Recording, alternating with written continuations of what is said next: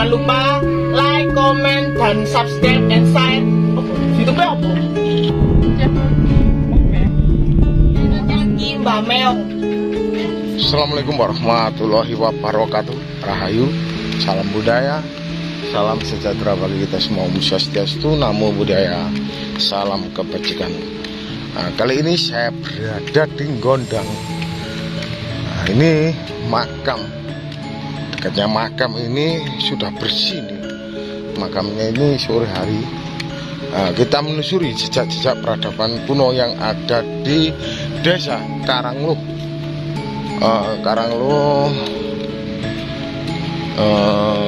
Kecamatan Gondang, Kabupaten Mojokerto, Jawa Timur. Coba kita menelusuri yang ke sana ya. Apa saja yang ada di sini. Ini makamnya bagus sekali ya, guys.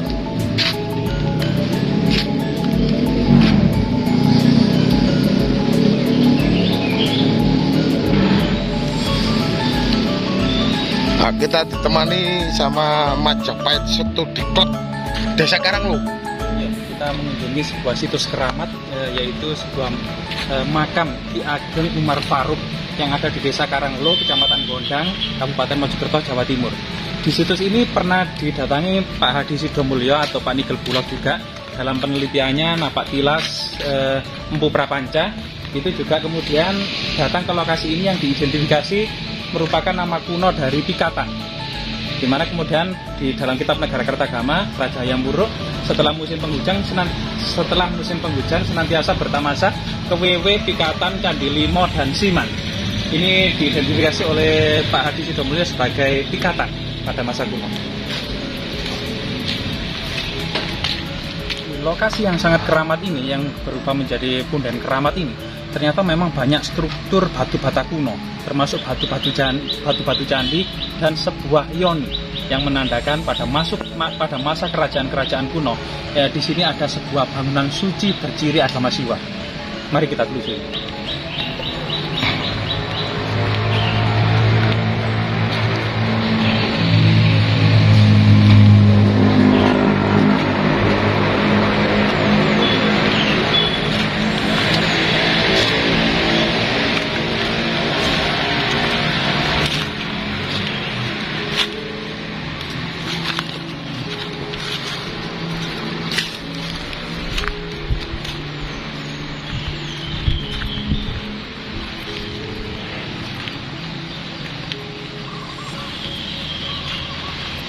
Di lokasi makam yang sangat keramat ini memang batu bata kunonya sangat banyak sekali, batu bata kuno. Dan ini juga beberapa batu candi. Batu bata kuno ini terlihat dari ukurannya yang sangat besar sekali, karena ini sudah fragmen-fragmen dari bata-bata kuno yang memang hampir-hampir kita sudah tidak mendapati yang utuh. Ada beberapa utuh yang sudah dimanfaatkan sebagai tangga atau sebagai tangga masuk dari sebuah makam keramat. Selain itu di lokasi ini juga ada yoni yang menandakan memang dahulunya di sini ada jejak sebuah bangunan suci pada masa Majapahit atau pada masa Singosari. Karena memang lokasi sebelah timur selatan dari Istana Majapahit yang ada di Trowulan ini memang kemudian penuh dengan jejak-jejak kuno. Bahkan prasasti Empu Sendok, yaitu prasasti Wulik atau prasasti Ketanen tahun 935 Masehi juga ditemukan di lokasi ini. Artinya memang lereng Gunung Welirang yang kemudian ada Sungai Pikatan dan Sungai Kromong ini merupakan penyedia air untuk kebutuhan pertanian di area ini. Karena bagaimanapun juga peradaban kuno Jawa berkembang dan maju seiring dengan berkembangnya pertanian padi pada masa kuno.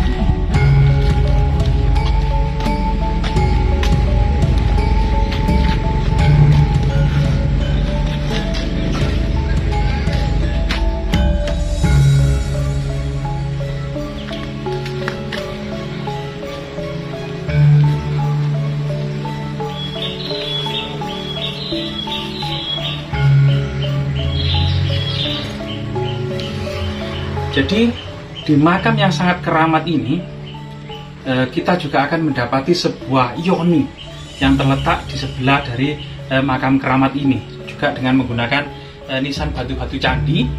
Ini sebuah yoni yang berciri sangat kuno sekali.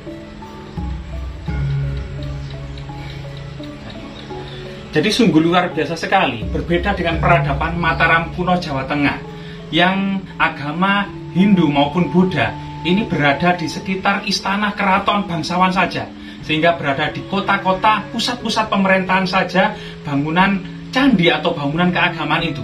Berbeda dengan masa Singosari dan Majapahit, agama Hindu dan Buddha sudah menyebar ke desa-desa seiring dengan kemudiannya banyaknya penetapan tanah-tanah Sima Perdikan. Di situ juga kemudian perkembangan bangunan-bangunan suci berciri Siwais maupun Buddhis yang berada di desa-desa pada masa era Singosari maupun Majapahit.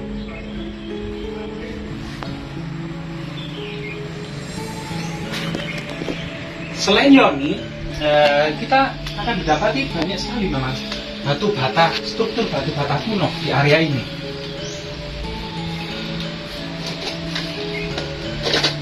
Memang area ini itu dekat dengan Sungai Pikatan, sehingga kemudian Sungai Pikatan ini juga merupakan sebuah nama kuno yang sangat monumental sekali.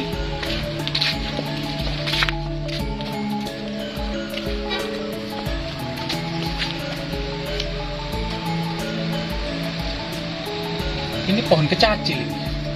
Jadi di bawah pohon kecacil ini yang berbuah masam, kalau sudah berbuah ini juga kita dapati banyak sekali bongkahan batu bata kuno. Ini jejak-jejak bangunan suci termasuk batu-batu candi.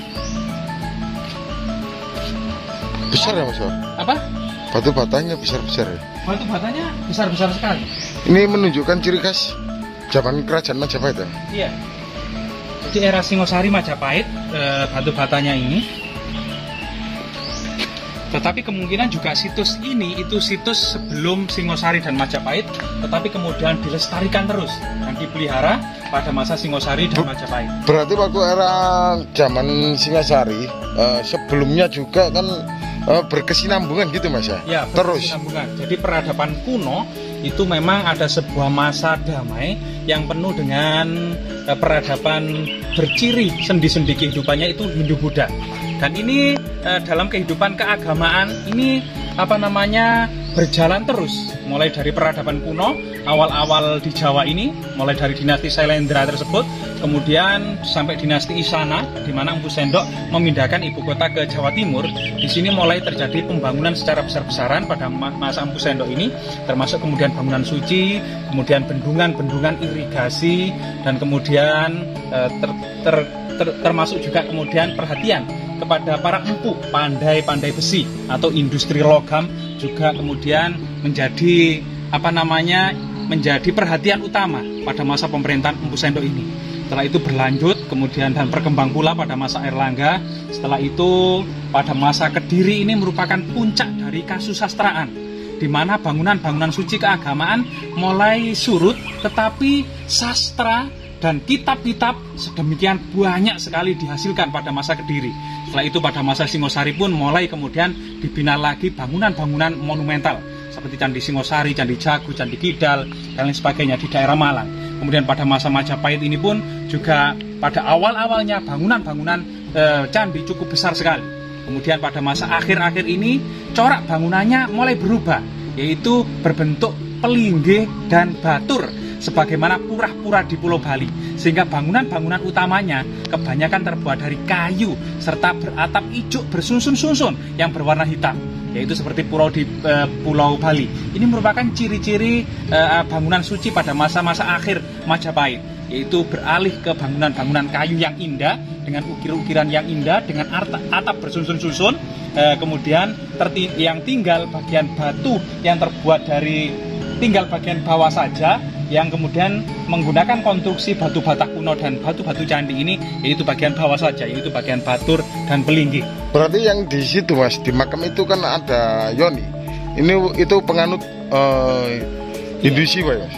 Adanya jejak sejarah yang tidak hilang, yaitu sebuah batu yoni yang biasanya berpasangan dengan lingga, yaitu lingga yoni, ini merupakan sebuah area bangunan suci berciri agama Siwa atau kompleks bangunan suci untuk pemujaan Dewa Siwa dalam bentuk lingga yoni. Sedangkan arca-arca pengiringnya sebenarnya banyak, misalnya Lembu Nandi, Maharsi Agastya, kemudian Parwati, kemudian Mahakala, kemudian Ganesha. Tetapi arca-arca eksotis ini kemudian tentu akan hilang seiring dengan perubahan budaya, peperangan, kemudian penjarahan, dan lain sebagainya itu. Sehingga yang tersisa adalah tinggal batu-batu candi, batu bata kuno, dan yoni saja. Mas, matur suwun ya. Oke, sami-sami. Jangan lupa berkunjung ke Majapahit Study Club. Nah ini loh, itu teman kita juga Majapahit Study Club. Kita berada di Karanglo, tempatnya ramai sekali ya kalau sore. Kita sore hari ditemani Majapahit Study Club. Semoga lestari dan juga terjaga gitu aja lur. Ini situs yoni atau bilangnya itu biasanya gandengannya itu lingga. Ini masih ada sampai saat ini. Akhir kata, Rahayu, salam budaya, salam jas merah, dan sekali-sekali melupakan luhur Nusantara. Wassalam.